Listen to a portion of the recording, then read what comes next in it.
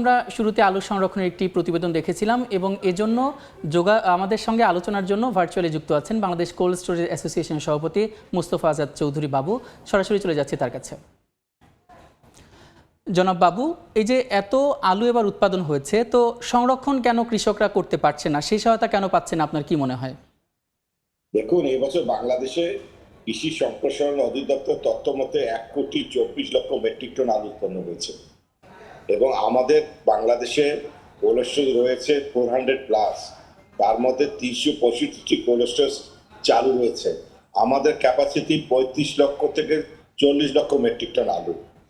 আমরা যদি জানুয়ারি থেকে জুন পর্যন্ত যদি ভোক্তারা প্রতি মাসে 36 লক্ষ আলু, প্রতি মাসে 6 লাখ করে খেয়ে থাকে, 36 লক্ষ মেট্রিক টন আলু খেয়ে থাকে, তাহলে ধরেন 36-76 লক্ষ মেট্রিক টন আলুর মতো সংরক্ষণ মানে অ্যাবজর্ব হতে পারে।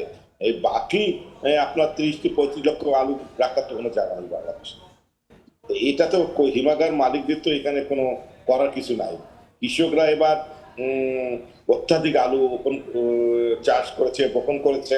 গত বছর 24 সালে তারা প্রতি কেজি 10 টাকা কেজি থেকে 30 টাকা কেজি করে তারা আলুর দাম পেয়েছে, জানে তারা উৎসাহিত হয়ে আলুর চাষ করেছে।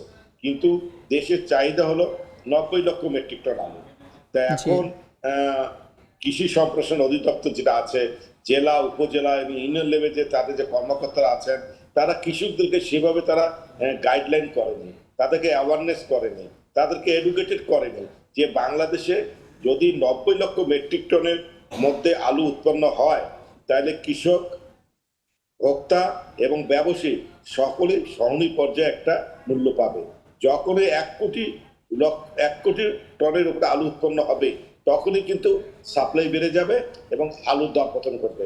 আবার যদি 80 লক্ষ মেট্রিক টনের নিচে আলু উৎপন্ন হয়, তাহলে আপনার ভোক্তাদেরকে অত্যাধিক দামে আলু ক্রয় করতে হবে। সেই জন্য কৃষি মন্ত্রণালয়ের যে কৃষি সম্প্রসারণ অধিদপ্তর আছে এবং তাদের যেসব উইংগুলো আছে, তারা যদি সমন্বিতভাবে কাজ না করে এবং পটেটো গ্রোয়িং এরিয়া যেসব আছে, নর্থ বেঙ্গল, মুন্সিগঞ্জ, এইসব জায়গায় কোন জেলায় কত হেক্টর জমিতে কতটুকু আলু উৎপন্ন করলে সারা বাংলাদেশে 90 থেকে 95 লক্ষ মেট্রিক টনের উপর যেন আলু উৎপন্ন করা না যায়, না করা হয়, এই ব্যাপারে যদি সমন্বিত তারা যদি কোনো দিক নির্দেশনা তাদের না থাকে এবং তারা যদি এই ব্যাপারে কোনো কাজ না করে, এবং বিশেষ করে যে ব্লক সুপারভাইজার আছে উপজেলা লেভেলে, ইউনিয়ন লেভেলে, তারা কৃষকদেরকে যদি উঠোন বৈঠক না করে, তাদের যদি অ্যাওয়ারনেস না করে বা এমন কোনো কৃষি মন্ত্রী যদি কৌশল অবলম্বন না করে, তাহলে কোনো বছর দেখবেন 80 লক্ষ মেট্রিক টন কৃষি আলু উৎপন্ন হবে, 70-75 লক্ষ মেট্রিক টন উৎপন্ন হবে, যেটা 24 সালে হয়েছে, যার জন্য কি ভোক্তাদেরকে 60-70 টাকা কেজিতে আলু দাম খেতে হয়েছে। এবার এত আলু দাম পেয়েছে কৃষক ব্যবসায়ীরা, তারা আলু উৎপন্ন করেছে অত্যাধিক 1,24,00,000 মেট্রিক টন। এই যে 30-35 লক্ষ মেট্রিক টন সারপ্লাস আলু, এই আলু তারা রাখবে কোথায়? যার ফলে ডিমান্ডের চেয়ে সাপ্লাই 2 গুণ 3 গুণ বেড়ে গেছে, যার ফলে আলুর দর পতন ঘটেছে। তাই আমি মনে করি আজকে এই যে এত আলু উৎপাদন হচ্ছে, তাহলে সংরক্ষণের জন্য কি কোনো ধরনের নির্দেশনা কৃষি বিভাগ দেয়নি? আর আপনি সমন্বয়হীনতার কথা বারবার বলছিলেন, কি ধরনের সমন্বয়হীনতা দেখা দিচ্ছে এবং কেন দেখা দিচ্ছে? এখান থেকে উত্তরণের উপায় বা কি? শুনেন, বাংলাদেশে যে 400+ কোলেস্টোরেজ আছে, এটা কিন্তু কোলেস্টোরেজ সেক্টরটা কিন্তু সিক প্রজেক্ট।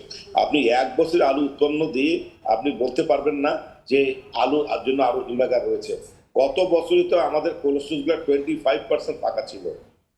সেই জন্য আমি যেটা সমন্বয়হীনতার কথা বলছি, মানে আমার দেশের চাহিদা কত, এইটা তো আগে নির্ধারণ করতে। আমরা গত সপ্তাহে ভোক্তা অধিদপ্তরে আমরা সভা করেছিলাম, কৃষি বিপণন অধিদপ্তরের কর্মকর্তারা এসেছিলেন, ভোক্তা অধিদপ্তর মহাপরিচালক জানতে চেয়েছিলেন যে আমাদের দেশে আলুর চাহিদা কত। সরকারি কৃষি সম্প্রসারণ অধিদপ্তর বলতে পারে না, কৃষি বিপণন অধিদপ্তর বলতে পারে না।